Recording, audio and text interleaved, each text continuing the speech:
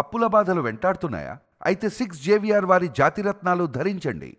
ఇన్స్టాలో ఈ మధ్య రీల్స్ వస్తున్నాయి మేడం, ఈ బిజినెస్ చేసుకోండి లక్షలు సంపాదించవచ్చు అని చెప్పి. దాని మీద ఎటువంటి ఐడియా లేకపోయినా కానీ ఇన్వెస్ట్మెంట్కి డబ్బులు ఉంటే చాలు పెడుతున్నారు, కొలాప్స్ అయిన వాళ్ళు చాలామంది ఉన్నారు. అసలు ఇది కరెక్ట్ అంటారా? కరెక్ట్ డెసిషన్ అంటారా? ఎప్పుడైనా ఏదైనా బిజినెస్ చెయ్యాలి అనుకుంటే అసలు ఫస్ట్ నీ ప్యాషన్ ఏంటి, నీ టాలెంట్ ఏంటి, నీకు దాని మీద కరెక్ట్ ఐడియా ఉందా లేదా. ఎవరైనా స్టార్టప్ బిజినెస్ చేయాలి అనుకున్నప్పుడు ఎన్ నెంబర్ ఆఫ్ ఐడియాస్ ఉంటాయి వాళ్ళ దగ్గర. You have to measure. అసలు నీ విజన్ ఏంటి, నీ మిషన్ ఏంటి, నువ్వు ఏం అవ్వాలనుకుంటున్నావు అన్నది ముందు రాసుకో. ఇప్పుడు నీకు ఐడియా ఉన్నంత మాత్రాన ఆ ఐడియా నమ్మి ఎవరు డబ్బులు పెట్టారు. నా దగ్గర ప్రోడక్ట్ కూడా ఉంది, మార్కెట్ చేయాలి, ఎలా మార్కెట్ చేసుకుంటే ఇప్పుడున్న కాంపిటీషన్లో ముందుకెళ్ళగలుగుతాం. ఇప్పుడు మార్కెటింగ్ చేసుకోవడం చాలా easy. Hi madam. Hi Ramya. ఇన్స్టాలో ఈ మధ్య రీల్స్ వస్తున్నాయి మేడం, ఈ బిజినెస్ చేసుకోండి లక్షలు సంపాదించవచ్చు అని చెప్పి. దాని మీద ఎటువంటి ఐడియా లేకపోయినా కానీ ఇన్వెస్ట్మెంట్కి డబ్బులు ఉంటే చాలు పెడుతున్నారు, కొలాప్స్ అయిన వాళ్ళు చాలామంది ఉన్నారు. అసలు ఇది కరెక్ట్ అంటారా? కరెక్ట్ డెసిషన్ అంటారా? ఎప్పుడైనా ఏదైనా బిజినెస్ చెయ్యాలి అనుకుంటే అసలు ఫస్ట్ నీ ప్యాషన్ ఏంటి, నీ టాలెంట్ ఏంటి, నీకు దాని మీద కరెక్ట్ ఐడియా ఉందా లేదా. ఒకవేళ లేకపోయినా కూడా దాన్ని సంపాదించుకోవడానికి మార్కెట్లో మనకి చాలా ఆపర్చునిటీస్ ఉన్నాయి ఈరోజు. For example T hub. T హబ్కి వెళ్తే వాళ్ళు స్టార్టింగ్ నీకు సీడ్ ఐడియా వచ్చినప్పటి నుంచి నీ కంపెనీ ఒక లెవెల్కి రీచ్ అయ్యే వరకు కూడా డిఫరెంట్ ఫేజెస్లో నీకు హెల్ప్ చేస్తారు. ఇది కంప్లీట్లీ గవర్నమెంట్ ఆర్గనైజేషన్. అలాగే ప్రైవేట్ ఆర్గనైజేషన్స్ కూడా చాలా ఉన్నాయి. సో మనకు ఒక ఐడియా వచ్చిన వెంటనే దాన్ని ఇంప్లిమెంట్ చేయాలి అంటే కనుక ఈ స్టెప్స్ అన్నీ ఫాలో అవ్వాలి. ఓకే. అంతేగాని ఏదో రీల్లో చెప్పారు నేను అమౌంట్ పెట్టేస్తే డబ్బులు వస్తాయి అంటే అలా ఎప్పుడూ రావు. ఓకే, ఇప్పుడు మీరు ఐడియా అన్నారు. ఎవరైనా స్టార్టప్ బిజినెస్ చేయాలి అనుకున్నప్పుడు ఎన్ నెంబర్ ఆఫ్ ఐడియాస్ ఉంటాయి వాళ్ళ దగ్గర. ఇది చేయాలా, ఇది చేయాలా, ఈ ఐడియా వర్కౌట్ అవుతుంది అని. అలా ఎన్ నెంబర్ ఆఫ్ ఐడియాస్లో కరెక్ట్ ఐడియాని మనం ఎలా వ్యాలిడేట్ చేసుకోవాలి? కరెక్ట్ ఐడియా ఎలా వ్యాలిడేట్ చేయాలి అంటే యూ హ్యావ్ టు మెజర్. అసలు నీ విజన్ ఏంటి, నీ మిషన్ ఏంటి, నువ్వు ఏం అవ్వాలనుకుంటున్నావు అన్నది ముందు రాసుకోవాలి. ఓకే. ఓకే, దానికి క్యాష్ ఫ్లోస్, నీకు ఎంత అమౌంట్ పెట్టాల్సి రావచ్చు. ఇప్పుడు నీకు ఐడియా ఉన్నంత మాత్రాన ఆ ఐడియా నమ్మి ఎవరు డబ్బులు పెట్టరు. రైట్. సో దానికి ఎప్పుడైనా ఫస్ట్ పైలట్ ప్రాజెక్ట్ చేసుకోవాలి. అంటే ఫర్ ఎగ్జాంపుల్ నాకు ఒక ఫేస్బుక్ లాంటి థాట్ వచ్చింది. సో ఇప్పుడున్న ఫేస్బుక్ రన్ చేయాలంటే చాలా మనీ అవసరం అవుతుంది. కానీ దాన్ని జస్ట్ పైలట్ ప్రాజెక్ట్ లాగా చూపించడానికి ఆన్ స్క్రీన్ అంత అమౌంట్ అవసరం పడదు. సో ఈవెన్ కాలేజ్ స్టూడెంట్స్ కూడా చిన్న ప్రాజెక్ట్ లాగా చేసేస్తారు. మనకి టెక్నికల్ నాలెడ్జ్ లేకపోతే అలాంటి వాళ్ళని అప్రోచ్ అయ్యి ఒక పైలట్ ప్రాజెక్ట్ చేసి దాన్ని డిఫరెంట్ ఇన్వెస్టర్స్ దగ్గరికి తీసుకెళ్ళాలి. వాళ్ళు వ్యాలిడేట్ చేస్తారు. మనం ఫెయిల్ అవుతామేమో కానీ వాళ్ళు అడిగే క్వశ్చన్లకి మనకి జ్ఞానోదయం అయిపోతుంది. ఓకే, ఇప్పుడు ఏ బిజినెస్కైనా మార్కెటింగ్ అనేది చాలా చాలా ఇంపార్టెంట్.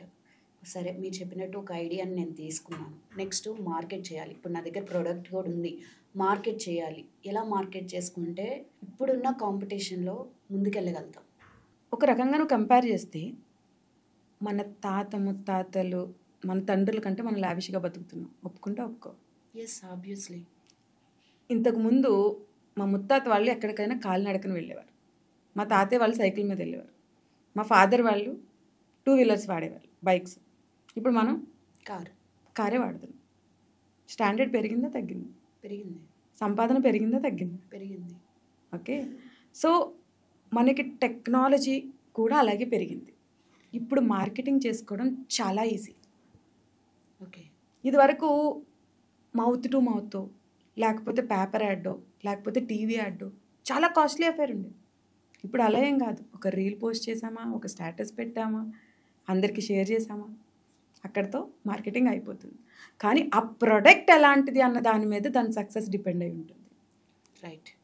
ఇప్పుడు ఒక టీ షాప్ పెడితేనే దాని పక్కన ఇప్పుడు ఇది నడుస్తుంది, నా దగ్గర డబ్బులు ఉన్నాయి, నా దగ్గర ఐడియా ఉంది, నేను మార్కెట్ చేసుకుంటున్నా, బిజినెస్ సూపర్గా నడుస్తుంది. కానీ నాది నడుస్తున్న నెక్స్ట్ 2 monthsకే అది చూసి వేరే వాళ్ళు వచ్చి పక్కనే పెడతారు. అలాంటి సిచ్యువేషన్స్ బాగా జరుగుతున్నాయి ఇప్పుడు బిజినెస్లో. అలాంటప్పుడు వాళ్ళని దాటి మనం ఎలా బిజినెస్ చేసుకోవాలి? అఫ్ కోర్స్ బిజినెస్ అంటేనే కాంపిటీషన్. మనకి ప్రోస్ అండ్ కాన్స్ ఎప్పుడూ ఉంటాయి. బిజినెస్లో రిస్క్ ఉంటుంది, రిటర్న్ కూడా అలాగే ఉంటుంది. అది మీ ప్యాషన్ అయినప్పుడు దాన్ని కరెక్ట్గా ప్లాన్ చేసుకుని చేస్తే మార్కెట్లో ఎంతమంది కాంపిటీటర్స్ వచ్చినా కూడా మనం నిలబడతాం. Okay. You have to update.